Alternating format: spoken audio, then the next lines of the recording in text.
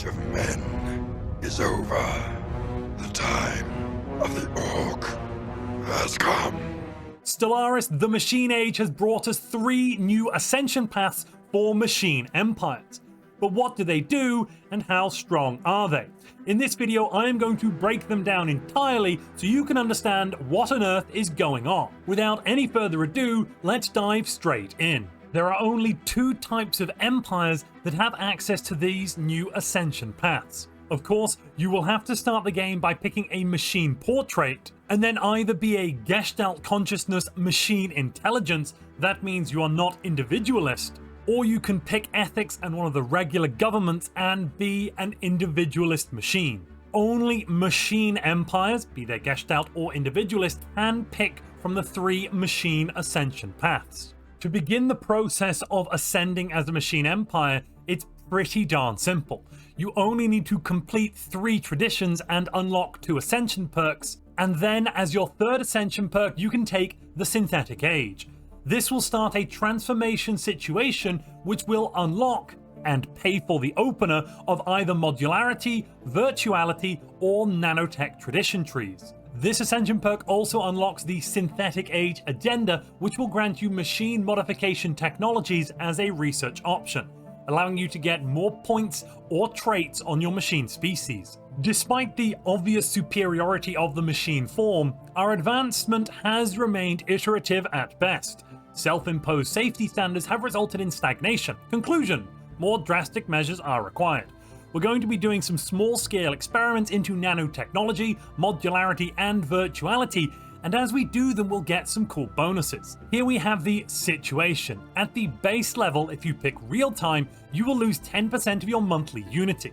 If you don't like that idea, you can go down to error correcting, which takes 2 points off every month.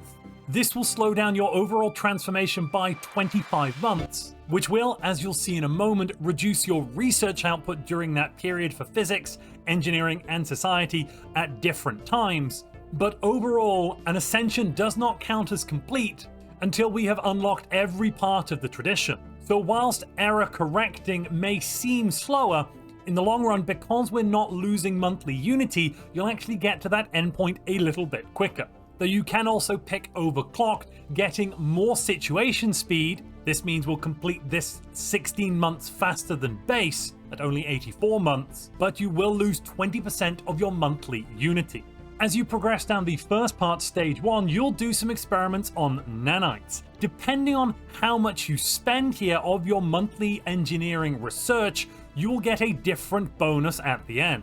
Generally, I'd recommend taking the partial, losing only 10% of your monthly research output and getting a moderate bonus. The nanotech discovery will give you a feature producing nanites on your capital really early on in the game. It will immediately give you access to the Nanite Actuators Edict, which will cost a hefty sum of upkeep every month. And what I probably recommend you do here is save up lots of nanites and then run this for a few years at a time, then turn it off and save up more nanites once again. The modularity research will take up society research, or you could organize some population trials, killing off a bunch of your drones. You probably don't want to do that because that will hurt your economy. As you can see though, this loss in research only occurs while you are in this specific stage. Once I move to the next stage, I will no longer get this malus to my research speed for society. Modularity will give you access to living metal, giving you a living metal deposit on your capital world. Virtual probably has the best bonus going here. I'd recommend you always pick top priority for virtual research results. When you complete the virtual research, you'll get a virtual power plant granting you a large amount of energy and some dark matter as monthly income. Jumping over to our homeworld, here you can see in the features the 3 resource deposits we've now gained access to thanks to this situation. After completing the research, you can then choose which of the 3 tradition trees you want. Either the nanomachine tradition, the modular tradition, or the virtual tradition. Whichever of these 3 you pick will double the output of that feature on your capital world. Let's start off by looking at the purest and possibly most powerful of the 3 ascension paths, Virtuality. This one is going to give you an instant and massive boost to your economy, research, unity, basically everything. And if you're enjoying this video, please ascend that like button in the name of the Mommy Sire. The opener for this tradition will add the virtual trait to your main species. You will get +2 code breaking and +2 encryption. When you finish the virtual tradition, you will ascend beyond the needs of things like population growth or population assembly. Virtual pops will be instantly created to meet the job requirements of buildings and districts. This means if you have a job open, if there is an open position on any planet at the end of the month, that job will be filled with a brand new pop that has just been created. So it's a good idea to make sure that you've already created a secondary species before you virtually ascend. That way you will still get access to population assembly, and you can use this secondary species to, I don't know, sell them on the slave market or something.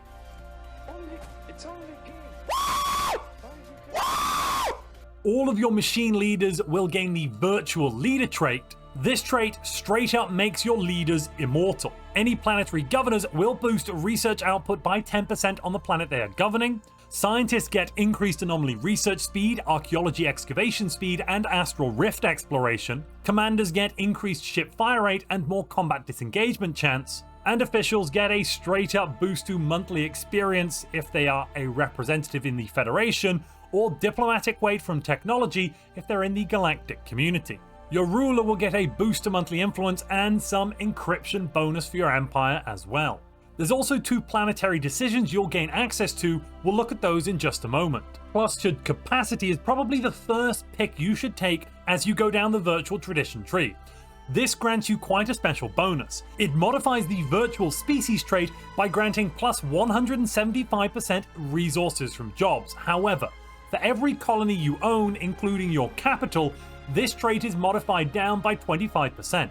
So if you just have one planet, every pop with the virtual trait gets plus 150% resources from jobs. It also increases the pop upkeep of every virtual pop by 0.1 energy credits per colony you own. So if you have 5 colonies, every pop will have an additional 0.5 energy credit upkeep. Now, there's also a few other bonuses that the virtual trait comes with. You'll get a reduction to pop housing usage of -90%, an increase to species minimum habitability, meaning your minimum habitability as a machine goes up from 50% to 75% on every single planet. And then of course the other bonuses here from the tradition. Your planets are also very unconquerable as a virtual empire. If any of your planets are conquered, all of the pops will blink out of existence, and that means you're not a juicy economic target to other empires that might want to take your stuff. Data-driven logic loops reduces your calculator and coordinator upkeep. That means you will be getting research and unity a little bit cheaper. You'll also get a reduction to leader upkeep and a modest decrease to empire size from pops. However, your empire size from planets will be doubled with a plus 100% bonus. You might be starting to notice the virtual tradition is a tall tradition, pushing you down a tall playstyle. Capacity synchronization unlocks the virtual economy focus. This focus is super powerful. Depending on which focus you pick, research, unity, or leaders, you'll get a massive boost to that, but a small decrease to the others. Virtual research focus increases your research from jobs by plus 100%. Virtual unity focus increases your unity by plus 100%, and virtual leader focus increases your leader experience gain, council agenda speed, and effective councilor skill. I'd probably recommend you first switch to a virtual unity focus to rush out your tradition and complete the virtual ascension as quickly as possible, and then once you've done that, push over into a virtual research focus to complete the research tree. The last 2 picks in this tradition are quite good as well. Advanced server maintenance allows every maintenance drone on your planet to give you a 1% increase to resources from virtual pops on that planet. Additionally, your capital buildings will increase the maximum number of districts you can build on a planet at Planetary Ascension tiers 1, 5, and 10. So a fully ascended planet increases its size by 3. Productivity simulations means that districts that provide maintenance drones, coordinators, or calculators now provide additional jobs. This is most useful on habitats and ring worlds, as those have districts that provide calculators and coordinators. Here we can see those pops spring into action. I have 29 jobs open right now, and suddenly we have them all full. If you conquer a new planet and you don't want to keep it, what you can do is get rid of all of the regular pops on it, and then instead of having to pay massive influence costs to resettle the last pop off the planet, you can instead shut the server down at a cost of 200 Unity and a small time of 30 days, and that will decolonize the planet. We've looked at the virtual tradition from the point of view of a Gestalt consciousness. Now let's look at it from the point of view of an individualistic machine, because they have some slightly different bonuses. The majority of this tradition is identical. However, instead of it providing bonuses to maintenance drones and extra maintenance drone jobs, it now provides bonuses to clerks and extra clerk jobs. Clerks will now provide +1 resources from virtual pops, in addition to the trade value and amenities they are outputting. Combining this with the trading algorithms trait on your virtual pops, you're going to find you can produce a whole lot of trade value in addition to that +1% resource output from jobs for every virtual pop on a planet. As an individualistic machine, you can also create ecumenopolis worlds, which are very, very powerful for virtual empires. You'll get a massive amount of jobs from your district, and residential arcologies will kind of function like a biotrophy arcology for a rogue servitor. Every single clerk here will be giving us +1% resource output from our jobs for all those virtual pops. The next ascension path we'll look at is modularity. Modularity, I would argue, is probably the second most powerful, at least initially, because we're going to get a whole host of bonuses to our population from their traits, along with this tradition, but we don't get instant access to automatically created pops like virtual. The opener for modularity will grant us some living metal from all catalytic drones in our empire. That is also metallurgist drones, so anyone outputting alloys will now also grant you some living metal. As a finisher for this tradition, you'll get the synth trait on all of your leaders, -15% upkeep from jobs, and that's about it. The synth trait on your ruler grants +1 monthly mechanical pop assembly. For all governors, you'll get 5% additional robot output, and scientists will get the normal bonus to anomaly speed, archaeology speed, and astral rift speed. Commanders get 10% ship fire rate and armor hardening, and officials get a small boost to diplo weight from economy and +1 monthly experience if you send them to a federation. High-speed replacements, the first tradition pick you can have here, increases your menial drone pop resource output by 10% and increases the rate at which auto-modding traits are optimized amongst your population every month by 4. On the right-hand side, we'll have pacification modules granting +10 stability empire-wide, which is awesome, and an additional 0.25 warrior drone stability. We'll also get some more army damage as well. Advanced tools will unlock the advanced traits you need for your species modification. You'll get +4 modification points and +4 modification trait picks. It also reduces the cost of doing the special project by 50%, so you can modify your species a little bit faster. Liquid metal joints increases your mechanical pop assembly speed from replicators by 0.5. As a Gestalt consciousness empire, we have quite a lot of replicator jobs in our planets.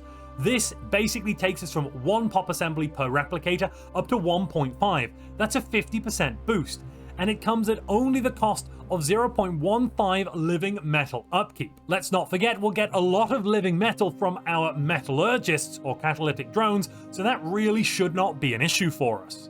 Last up here, menial drone pop job output from coordinators is also increased by 2%. So you've got lots of ways here of buffing your base menial drone output. Where this ascension really shines though is in your species traits. Modularity is the biological ascension of the machine age. Here we have a species I have already optimized for alloy production. This species is getting a whopping +100% output for all alloy production. That is on par, if not above, a psionically ascended empire in terms of pop bonuses. The core of this is dark matter engines. It grants a whopping 60% resources from jobs at the low cost of 0.01 dark matter upkeep per pop.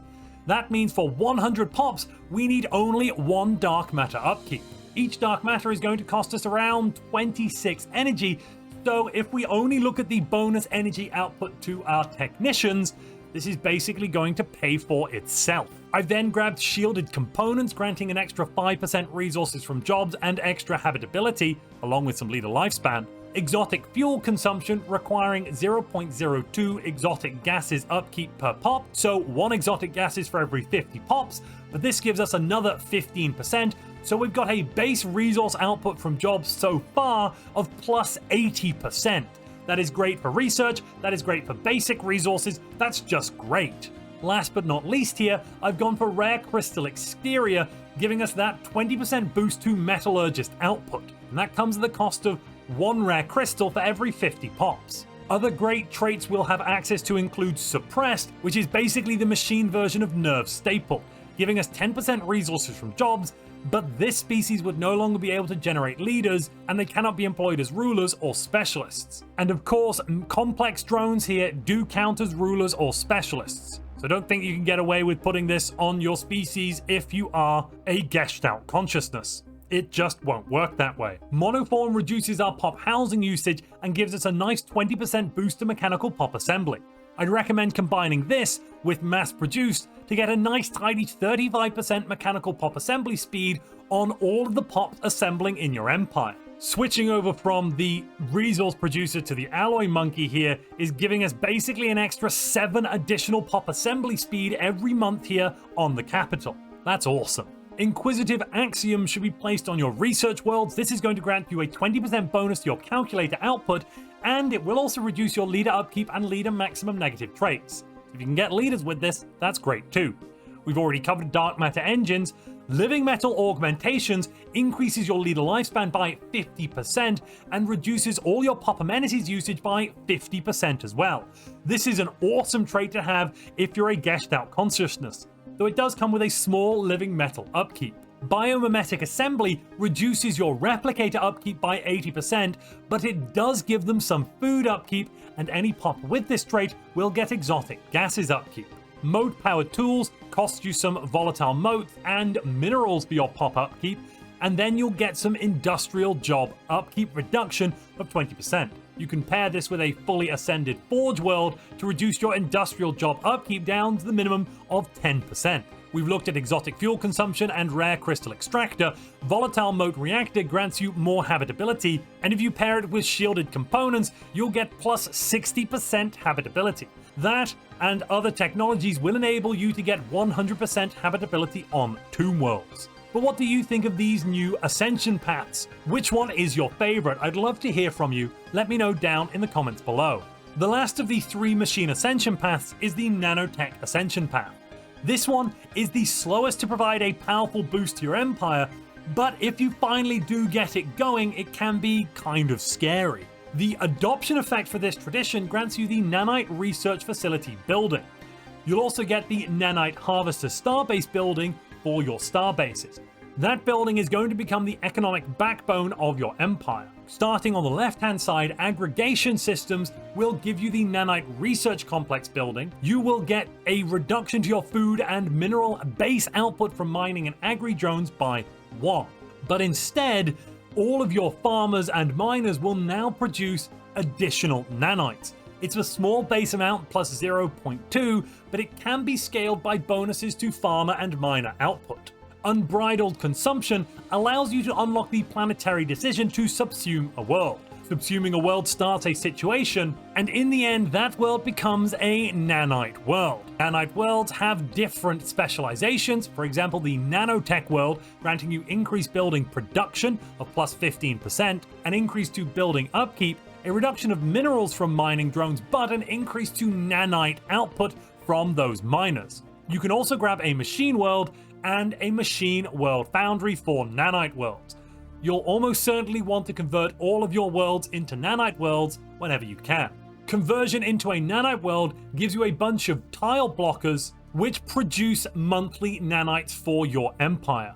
On the right hand side, you'll unlock the nanotech cauldron building, we'll look at that in a moment, and you'll get the nanite transmutation research option. That nanite transmuter is the same building you remember. Paying a little bit of energy and some nanite upkeep, you'll get some output of rare resources. Flood of Supremacy will unlock the Nanite Swarmer ship. We'll get to that ship a little bit later, it's very, very strange. You'll also get the research options for nanite autocannon, repair system, and flak battery.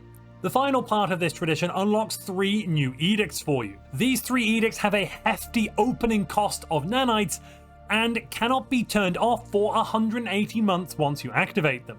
They give you some very powerful Empire-wide effects though. Nano-operated supply chains increases your naval capacity by a whopping 25%. Nano-complexes increases your monthly alloys by 25%. And nano-connected generators increases your monthly energy credits by 50%. Note that this is an increase to your monthly output and not a bonus to your resource output from jobs. So this will scale multiplicatively with the current output production bonuses that you have, making it very, very strong. Though it can take quite a while to get up to the required nanite investment to trigger these edicts. Finishing nanotech allows your nanite harvester yield improvements to increase every 5 years, either increasing the size of nanite deposits or creating nanite swarmer ships. This effect is limited by the size of the planet the deposits are created upon. You'll also get a reduction to empire size from planets of 50%, and this will of course stack with Imperial Prerogative, so if you take the two together, you will get 0 empire size from colonies, so you can grab as many worlds as you want. Nanotech is all about going wide. The Nanite Harvester Starbase building that we unlocked at the start, when you build this, you'll uncover a size 0.1 nanite deposit on every rocky planet, moon, and asteroid that does not have any research station deposits. These bonuses can be increased by the arc furnace, and every 5 years they will also be increased by the end part of nanotech tradition. So your nanite output will be scaling over time. It does take some time to get going, but once it does get going, you can produce quite a lot of nanites. When it comes to those other buildings, we have the Nanite Research Complex. This takes some nanites as upkeep, and then it gives you access to nanotech research jobs. These jobs produce less society and physics research, but produce double the amount of engineering research. The Nanotech Cauldron has a hefty upkeep in energy and nanites, and then it just produces a base output of 15 alloys. I don't think this building is particularly cost effective, though if you need some really quick extra alloys and you've got nanites and energy production to spare, you could put a few of these down without requiring any additional pops for the output. You've probably been wondering what on earth the Nanite Swarmer is. Well, the Nanite Swarmer has basically one function. It is a glass cannon with almost no defenses, but it can be equipped with quite powerful weaponry. It has the same size as a corvette, only using up 1 naval capacity, and more importantly, it has absolutely no upkeep. So you can build an infinite number of these ships, and they will cost your economy absolutely nothing. Now you're starting to see why the nanotech tradition really scales the wider you get and the more nanites you are outputting. You can make these swarmers into carriers with carrier combat computers and advanced strikecraft, neutron launchers which can sit at long range and pummel your enemies, or possibly some close quarter ships with some disruptors that can swarm in and overwhelm a target. You'll get very high evasion and pretty good speed from these ships. But as I mentioned, they have very low armor and hull, 50 and 100 points. They'll basically be taken out in a single shot. Honestly, I think the carrier and neutron designs are going to be your best bet because you'll want to stay as far away from any enemy ships as you possibly can. If they can shoot you, they'll pretty much instantly kill each nanite swarmer. If you've enjoyed this video on the 3 new Ascension paths we've unlocked with the Machine Age, but you'd like to see them in action, you probably want to see me speedrun becoming a virtual Fallen Empire. If you'd like to see that, click the video on screen now.